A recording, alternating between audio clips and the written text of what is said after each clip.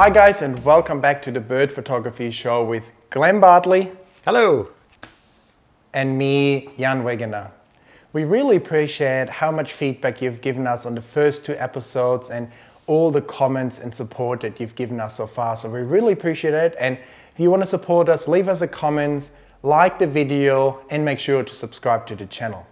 And many of you have noticed that Glenn has recently retired his 7D Mark II camera that you've used for many years, that have given you great images, and switched over to the full frame R5 camera. So maybe you want to start off by just sharing your experiences now that you're shooting full frame instead of the 1.6 crop mode. I shot with a 7D Mark II for many years, captured many thousands of beautiful images, and it was a fantastic camera for me for many years. I would say that if Canon had released probably an R5 and an R7 at the same time, I would have been very tempted to stick with that crop sensor, that crop body, and everything like that.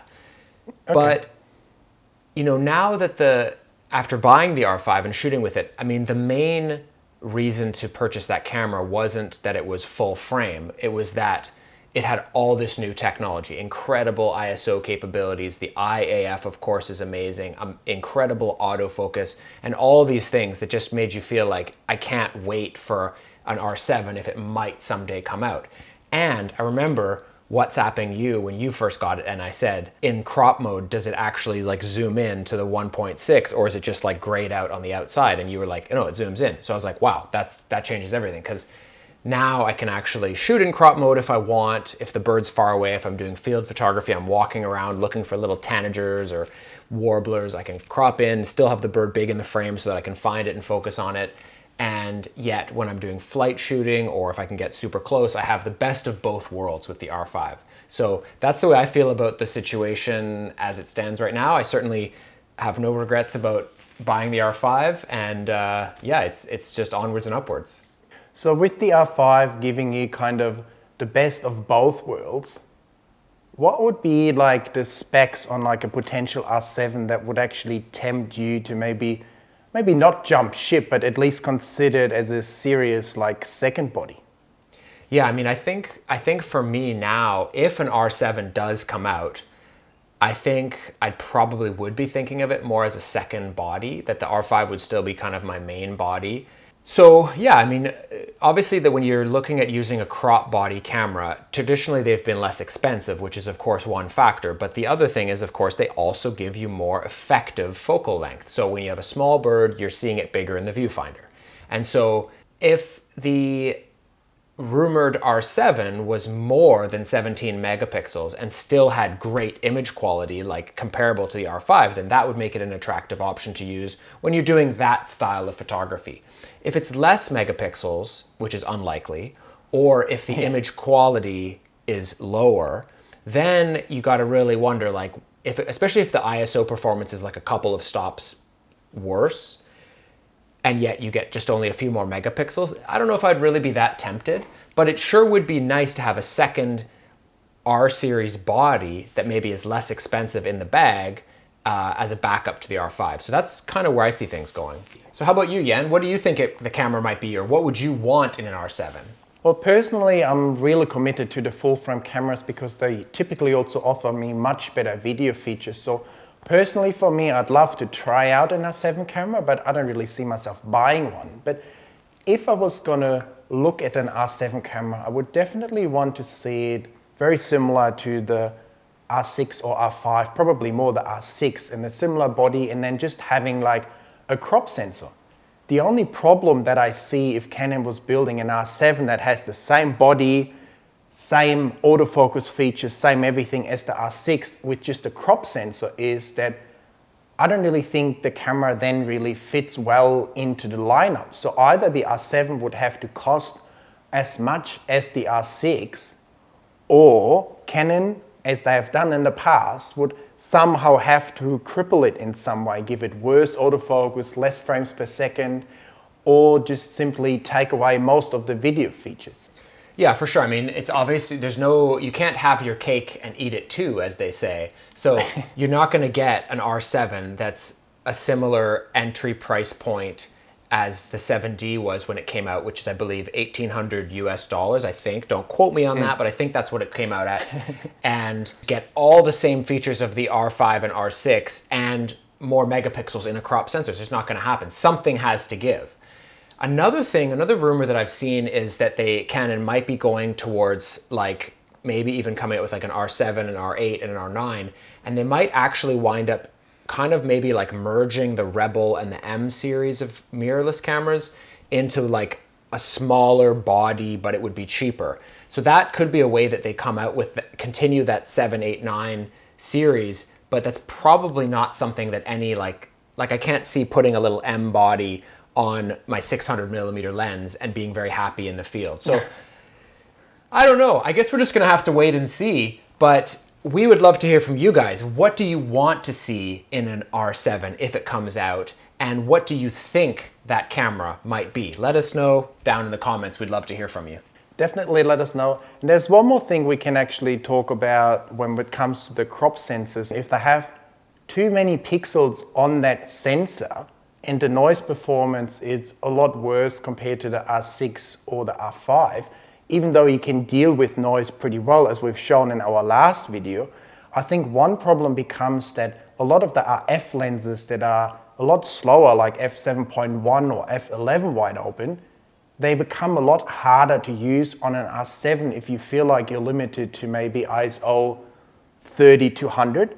So I think it's a fine kind of line to walk there between how many megapixels would you put on a 1.6 crop sensor that gives you enough good image quality to use the high ISO in order to be able to use the cheaper lenses with the cheaper camera.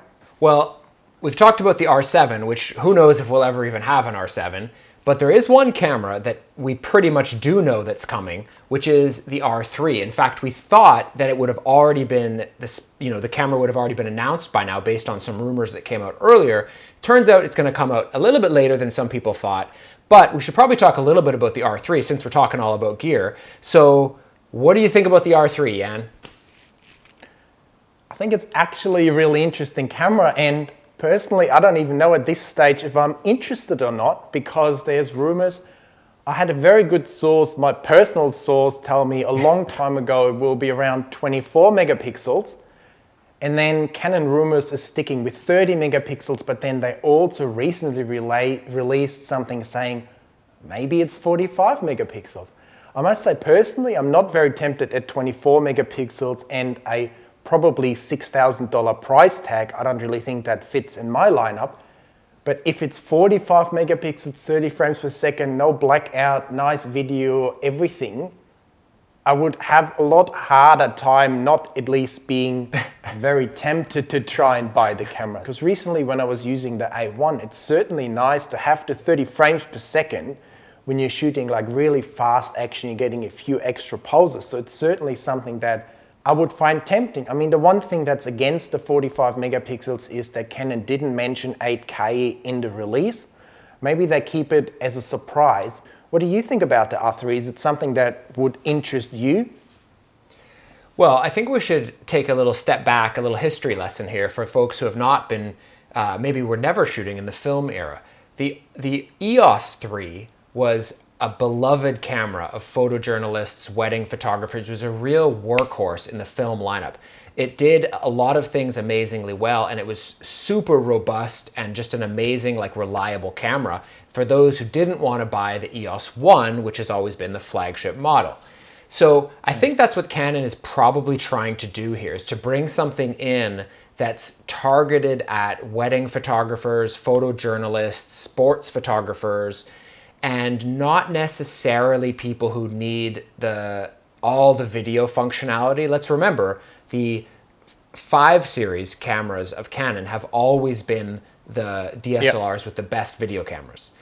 The 3 series in digital has never existed, but it looks like it's going to, and that's what I think that camera is going to be. Now, if it is that, it doesn't need super high megapixels, but it needs to be built like a tank, and it needs to be fast, and that's what I think it's going to be. So your money would be on, let's say, 30 megapixels or even below, because I think for photojournalists and sport photographers, they don't even need 30 megapixels. They would probably be happy in the 20 megapixel range, something that we've seen throughout the whole 1DX series. Yeah, if I had to bet, I would guess that it'll be 25 to 30 megapixels. That's my guess. You heard it here, folks. What do you think about the R3 in general? Are you personally more interested in like an R3, or are you really looking forward to the potential R7 that may or may not ever be released? Obviously, we both shoot Canon, so we talk a lot about Canon gear, but maybe we should talk a little bit about how is Canon positioned in relation to these other companies. Obviously, right now, sorry, Nikon people, but Nikon is a distant third right now to Sony and Canon. That is just a fact. That is not me bad-mouthing Nikon. That's a fact. So we'll come back to Nikon, but in relation to at least this R3 or maybe an R1, where do you think Canon is compared to Sony, and what do you think that might look like as far as what cameras they release? Well, I think Sony was obviously the leader in this field for a very long time, and Canon and Nikon were kind of sleeping on the whole mirrorless thing.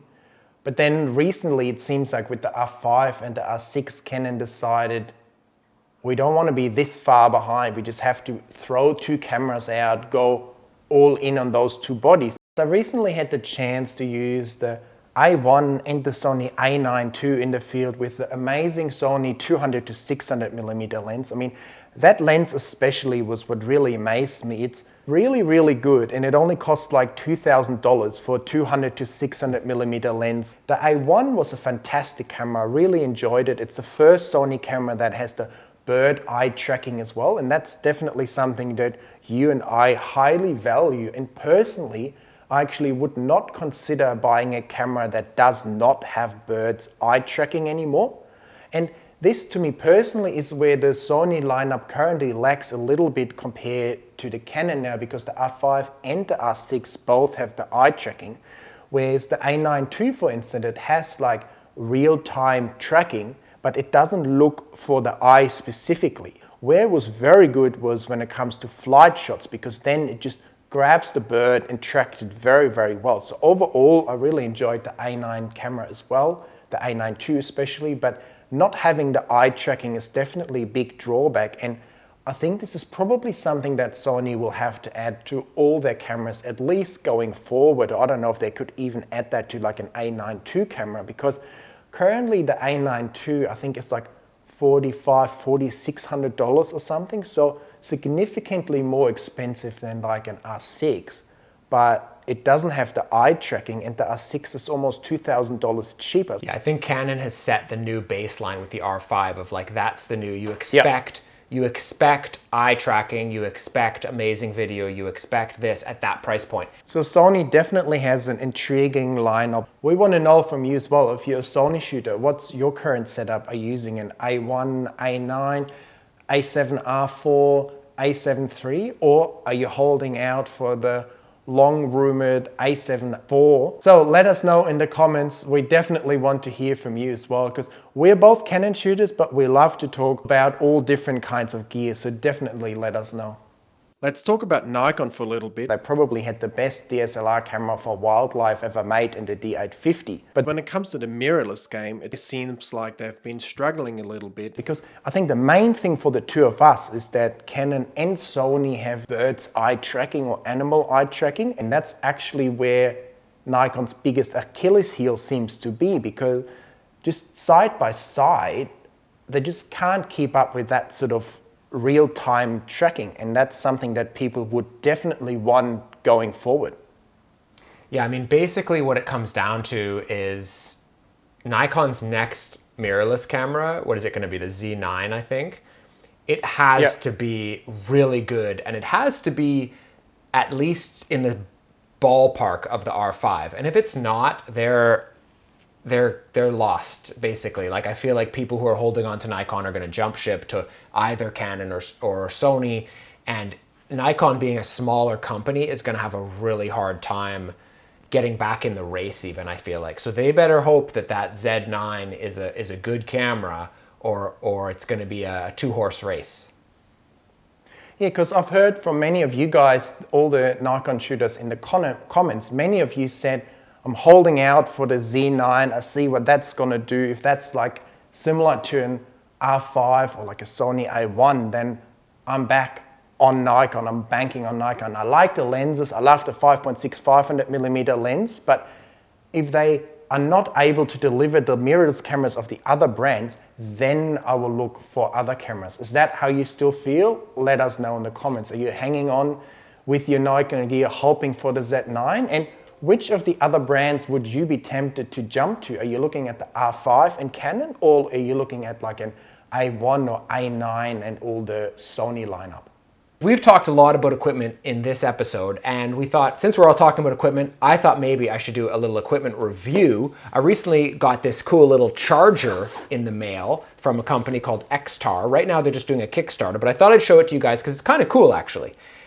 We all know that when you're out shooting and you sometimes at the end of the day have a few batteries to charge up, and if you only wind up having one outlet or one charger, it can be kind of annoying.